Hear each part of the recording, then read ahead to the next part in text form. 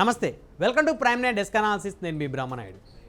ఉమ్మడి గుంటూరు జిల్లా ప్రధానంగా చెప్పాలంటే ప్రస్తుతం పల్నాడు జిల్లాలో ఉన్నటువంటి నరసరావుపేట నియోజకవర్గం టికెట్ అయితే మార్చేటువంటి ఆలోచనలు ఉన్నట్టు తెలుస్తుంది తెలుగుదేశం పార్టీకి సంబంధించి. అయితే గతంలో కనుక చూస్తే అనేక పర్యాలు ఇక్కడ కమ్మ వర్సెస్ రెడ్డి పెద్ద ఎత్తున అయితే ఆధిపత్యం సాగిందని చెప్పుకోవచ్చు. పల్నాడు రాజకీయాలంటేనే కమ్మ వర్సెస్ రెడ్డి ఆధిపత్యం సాగినటువంటి పరిస్థితుల్లోనే ఒకసారి 1983 నుంచి కనుక చూస్తే తెలుగుదేశం పార్టీ ఆవిర్భావం తర్వాత నరసరావుపేట నియోజకవర్గంలో కమ్మ సామాజిక వర్గం ఆధిపత్యం అయితే సాగిందని చెప్పుకోవచ్చు.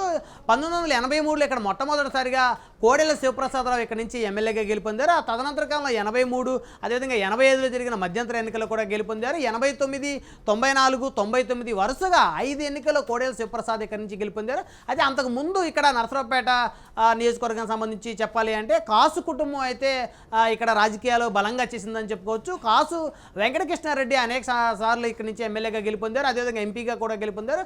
కాసు వెంకటకృష్ణారెడ్డి బాబాయ్ కాసు బ్రహ్మానందరెడ్డి దాదాపు 7 సంవత్సరాలు ఉమ్మడి ఆంధ్రప్రదేశ్ కాంగ్రెస్ పార్టీ తరపు నుంచి ముఖ్యమంత్రిగా పనిచేశారు. కాంగ్రెస్ పార్టీలో ఉమ్మడి ఆంధ్రప్రదేశ్కి సంబంధించి అత్యధిక కాలం ముఖ్యమంత్రిగా చేసినటువంటి నేతగా కాసు బ్రహ్మానందరెడ్డికి అయితే ప్రత్యేకమైనటువంటి గుర్తింపు ఉందని చెప్పుకోవచ్చు. అయితే కాసు బ్రహ్మానందరెడ్డి రాజకీయ వారసుడిగా తన అన్న కుమారుడైనటువంటి కాసు వెంకటకృష్ణారెడ్డి రాజకీయ అరంగేట్రం చేసి నరసరావుపేట అడ్డాగా రాజకీయాలు అయితే నడిపిన పరిస్థితి. 83 నుంచి 99 ఎన్నికల వరకు కూడా దాదాపు 5 పర్యాయాలు జరిగినటువంటి ఎన్నికల్లో కోడెల శివప్రసాద్ ఇక్కడ నుంచి ఎమ్మెల్యేగా గెలిచినటువంటి పరిస్థితి ఉంది. 2004, 2009 ఎన్నికల్లో కోడెల శివప్రసాద్ ఆధిపత్యం ఏదైతే ఉందో నరసరావుపేట నియోజకవర్గానికి సంబంధించి ఆయన ఆధిపత్యానికి అయితే తెరపడిందని చెప్పుకోవచ్చు. 2004, 2009 రెండు ఎన్నికల్లో కూడా కాసు వెంకటకృష్ణారెడ్డి ఇక్కడ నుంచి నరసరావుపేట నుంచి కాంగ్రెస్ పార్టీ తరపు నుంచి ఎమ్మెల్యేగా గెలుపొందారు.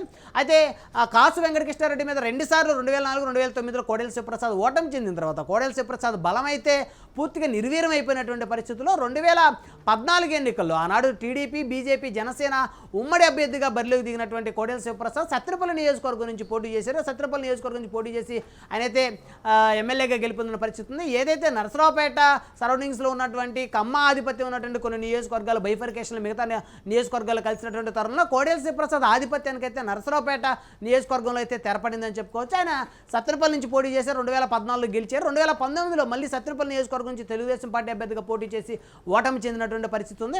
అయితే ఇక్కడ 2014, 2019 ఎన్నికలు చూసుకుంటే 2014 ఇక్కడ బీజేపీ అభ్యర్థిగా ఇక్కడ ఒక కమ్మ సామాజిక వర్గానికి చెందినటువంటి నేత అయితే పోటీ చేశారు. ఆయన పోటీ చేసి ఓటమి చెందినటువంటి పరిస్థితి ఉంది. అదేవిధంగా 2019 ఎన్నికల్లో ఇక్కడ బీసీ సామాజిక వర్గానికి చెందినటువంటి ప్రముఖ వైద్యుడిగా ఉన్నటువంటి చదలవాడ అరవింద్ బాబు ఇక్కడ నుంచి పోటీ చేసి దాదాపు 30,000 ఓట్ల మైనస్ తోటి ఆయన గోపిరెడ్డి శ్రీనివాసరెడ్డి మీద అయితే ఓటమి చెందిన పరిస్థితి ఉంది. 2014, 2019 రెండు ఎన్నికల్లో కూడా వైఎస్ఆర్ కాంగ్రెస్ పార్టీ ఇక్కడ నుంచి విజయ పతాకం ఎగరేస్తుందని చెప్పుకోవచ్చు. అంటే కాంగ్రెస్ పార్టీ ఆంధ్రప్రదేశ్లో పూర్తిగా నిర్వీర్యం అయిన తర్వాత కాంగ్రెస్ పార్టీలో ఉన్నటువంటి కీలకమైనటువంటి నేతలందరూ కూడా వైఎస్ఆర్ కాంగ్రెస్ పార్టీలో చేరడం వల్ల వైసీపీలో ఎక్కువ రెడ్డి సామాజిక వర్గ నేతలందరూ కూడా వైసీపీ బాట పట్టడం వల్ల వైఎస్ఆర్ కాంగ్రెస్ పార్టీ పల్నాడు జిల్లాలో బలపడిందని చెప్పుకోవచ్చు. సో ఆ క్రమంలో భాగంగానే అప్పట్లో గోపిరెడ్డి శ్రీనివాసరెడ్డికి 2 సార్లు జగన్మోహన్ రెడ్డి టికెట్ ఇచ్చారు. అయితే ప్రస్తుతం ఈ నియోజకవర్గం నుంచి పోటీ చేసి గెలవాలి అంటే ఖచ్చితంగా రెడ్డి సామాజిక వర్గానికి వ్యతిరేకంగా మరొక కమ్మ సామాజిక వర్గం నేతను బరిలోకి దింపాలి, అదేవిధంగా మరొక రెడ్డి వర్గం నేతనైనా బరిలోకి దింపాలన్న పరిస్థితి ఉందనేటువంటి ఒక చర్చ అయితే సాగుతూ ఉంది. మొత్తానికి చూస్తే 2014లో బీజేపీ తరపు నుంచి పోటీకి దిగినటువంటి నల్లమోతు వెంకట్రావు ఎవరైతే ఉన్నారో కమ్మ సామాజిక వర్గానికి చెందిన నేత, ఆయన సైతం కూడా ఓటమి చెందిన పరిస్థితి ఉంది. 2014 ఎన్నికల తర్వాత నరసరావుపేట నియోజకవర్గంలో కమ్మల ఆధిపత్యానికి అయితే ఖచ్చితంగా తెరపడిందని చెప్పుకోవచ్చు. కోడెల శివప్రసాద్ సైతం కూడా ఇక్కడ నుంచి గెలవలేక సత్తెనపల్లి నియోజకవర్గం చూస్ చేసుకోవాల్సినటువంటి పరిస్థితి ఉంది. అయితే కోడెల శివప్రసాద్ తర్వాత ఆ తరహా రాజకీయాలు నడిపినటువంటి నేతలు ఎవరు కూడా కమ్మ సామాజిక వర్గంలో నరసరావుపేట నియోజకవర్గానికి అయితే తెలుగుదేశం పార్టీకి దొరికినటువంటి పరిస్థితి అయితే లేనందువల్ల ఇక్కడ తెలుగుదేశం పార్టీ పూర్తి స్థాయిగా వెనకబడిందని చెప్పుకోవచ్చు. ప్రస్తుతం తెలుగుదేశం అధికారంలోకి రావాలంటే కమ్మ సామాజిక వర్గానికి చెందినటువంటి నేతలకు కానీ లేదా రెడ్డి సామాజిక వర్గానికి చెందినటువంటి నేతలకు కానీ టికెట్ ఇచ్చేటువంటి ఆలోచనలు అయితే టీడీపీ అధిష్టానం అయితే పెద్ద ఎత్తున అయితే కసరత్తు చేస్తుందో తెలుస్తోంది. అయితే గతంలోనే 2014 ఎన్నికల్లో వైఎస్ఆర్ కాంగ్రెస్ పార్టీ టికెట్ను ఆశించినటువంటి ఒక రెడ్డి సామాజిక వర్గానికి చెందినటువంటి నేతను ఇక్కడ బరిలోకి దింపాలనేటువంటి ఒక ఆలోచన ఉన్నట్టు తెలుస్తోంది. ఉమ్మడి గుంటూరు జిల్లాలో ఉన్నటువంటి కమ్మ సామాజిక వర్గానికి చెందినటువంటి సీనియర్ నేతలు, అదేవిధంగా ప్రకాశం జిల్లాకు సంబంధించినటువంటి కమ్మ సామాజిక వర్గానికి చెందినటువంటి చెందినటువంటి ఇద్దరు శాసనసభ్యులు సైతం కూడా ఈ నియోజకవర్గం మీద పెద్ద ఎత్తున దృష్టి సారించినట్టు తెలుస్తోంది. ఇప్పటికే నారా లోకేష్ని కలిసి వారి అభ్యర్థిత్వం మీద అయితే చర్చలు జరిపారు. నారా లోకేష్ కూడా సముఖంగా ఉన్నట్టు తెలుస్తోంది.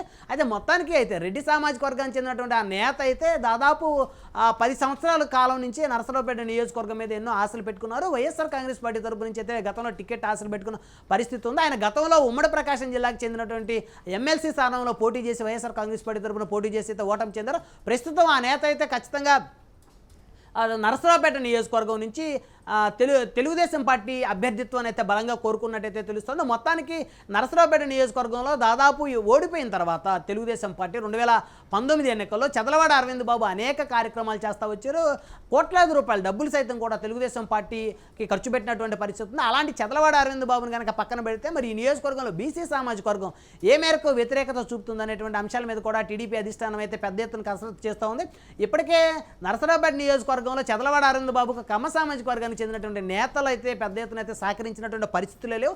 మొదటి నుంచి కూడా నరసరావుపేట నియోజకవర్గంలో కమ్మ సామాజిక వర్గానికి సంబంధించినటువంటి నేతలతోటి అనేక ఆటుపోట్లు అయితే చదలవాడ అరవింద్ బాబు అయితే ఎదుర్కొంటా ఉన్నారు. మరి అనాదిగా కమ్మ వర్సెస్ రెడ్డి రాజకీయాలు ఈ పల్నాడు రాజకీయాల్లో చేసినటువంటి తరుణంలో మరి రెడ్డి సామాజిక వర్గానికి చెందిన నేతను తెలుగుదేశం పార్టీ తరపు నుంచి నరసరావుపేట అసెంబ్లీ టికెట్ కనుక ఇస్తే మరి ఈ నియోజకవర్గంలో కమ్మలు ఏ విధంగా వారికి సహకరిస్తారు, వారికి ఏ విధంగా మద్దతు ఇస్తారు అనే దాని మీద అయితే తెలుగుదేశం అయితే ఇంకా పూర్తిగా అయితే క్లారిటీకి అయితే వచ్చినట్లేదు. మొత్తానికైతే ఈ నియోజకవర్గంలో అయితే ఖచ్చితంగా బలమైనటువంటి అటు రెడ్డి కానీ లేకపోతే కమ్మ సామాజిక వర్గానికి చెందిన నేతలకి టికెట్ ఇవ్వాలనేటువంటి దాని మీద అయితే పెద్ద ఎత్తున పార్టీ అధిష్టానం దగ్గర అయితే పార్టీకి సంబంధించినటువంటి ఉమ్మడి గుంటూరు జిల్లాకు సంబంధించినటువంటి మాజీ శాసనసభ్యులందరూ కూడా చర్చిస్తున్నట్లు తెలుస్తోంది.